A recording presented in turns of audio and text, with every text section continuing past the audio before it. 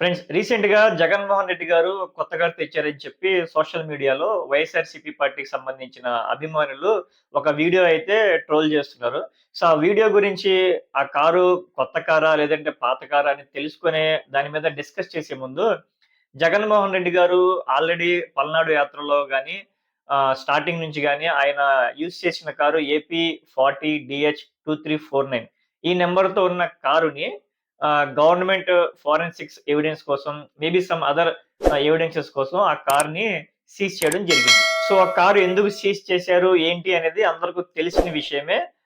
జగన్ గారు పల్నాడు యాత్రలో ఉండగా ఆ కారు టైర్ కింద సింగయ్య అనే వ్యక్తి వచ్చి మరణించారు అని చెప్పి because of that reason Jaganmohan Reddy కార్‌ని సీజ్ చేశారు. అలాగే డ్రైవర్‌ని ఏ1గా, జగన్మోహన్ రెడ్డి గారిని ఏ2గా ఇంకా ఆ కార్‌లో ఎవరైతే ఉన్నారో వాళ్ళని గూడా ఈ కేసులో సూత్రధారులుగా సెక్షన్స్ క్రియేట్ చేయడం జరిగింది. సో, ఇదంతా చూస్తుంటే ఎలా ఉందంటే, ఈ కారు సీజ్ చేయడం, కారు తీసుకెళ్ళిపోవడాలు ఇయన్నీ చూస్తుంటే, చిన్నప్పుడు స్కూల్స్‌లో ఒక ఎవరి మీదన్నా మనకి కోపంగా ఉంటే, వాడి పెన్సిల్ తీసుకోవడము, ఎరేజర్ తీసుకోవడము ఇలా చేస్తూ ఉండేవాళ్ళం. మీకు గుర్తుందో లేదో ఒకసారి గుర్తు తెచ్చుకోండి. ఇటువంటి చిన్నప్పుడు జరిగాయి మనతో. సో, జగన్మోహన్ రెడ్డి గారి కారు సీజ్ చేసిన తర్వాత నాకు చిన్నప్పుడు జరిగిన ఇన్స్టెన్షన్స్ గుర్తుకొచ్చినియి. ఈ కారు సీజ్ చేయడాలు ఇయన్నీ కిడ్స్ బిహేవియర్ లాగా ఉంటుంది. ఇప్పుడు మాజీ సీఎం కారు సీజ్ చేయాల్సిన అవసరం ఏమొచ్చింది? ఇప్పుడు అదే ఆ జగన్ గారి కారు కాకుండగా, ఆయన ఓన్ మనీతో కొన్న కారు కాకుండగా, గవర్నమెంట్ ప్రొవైడ్ చేసిన కారు ఏదైతే వినుకొండ ట్రావెలింగ్‌లో జగన్మోహన్ రెడ్డి గారు గవర్నమెంట్ ప్రొవైడ్ చేసిన బుల్లెట్ ప్రూఫ్ కారు ప్రాబ్లమ్ ఉండడం వల్ల దాన్ని అప్పటి నుంచి యూజ్ చేయట్లేదు. సో, గవర్నమెంట్ ప్రొవైడ్ చేసిన కార్‌ని గూడా సీజ్ చేసి ఉండేవారా అనేది ఇప్పుడు ప్రజల్లో వస్తున్న చాలా ఇంపార్టెంట్ క్వెషన్ ఇది.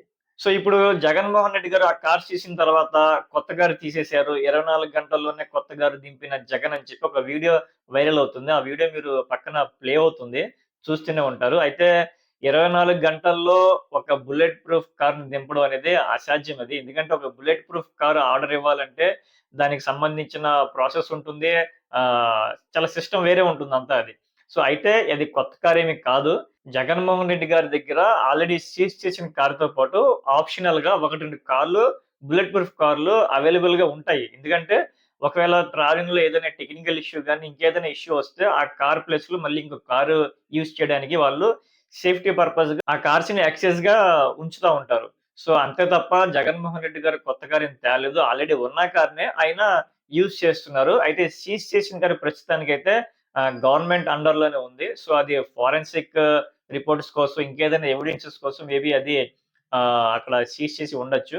సో, ఆ కారు ఇస్తారా? లేదా? అనేది ఈ రోజైతే కోర్ట్ హియరింగ్ ఉంది. ఈ జగన్మోహన్ రెడ్డి గారి పల్నాడు యాత్రలో ఎవరైతే సింగయ్య అని చెప్పి మరణించారో, ఆ కేసుకి రిలేటెడ్‌గా ఈరోజు వాదోపవాదాలు జరగనున్నాయి. సో, కోర్ట్ ఏం తీర్పిస్తదనేది వచ్చిన తర్వాత సో, దానికి రిలేటెడ్‌గా ఈ కారు ఇవ్వాలా? లేదా? ఏంటి అనేది ఓవరాల్‌గా డీటెయిల్స్ కోర్ట్ హియరింగ్ తర్వాత బయటపడతాయి.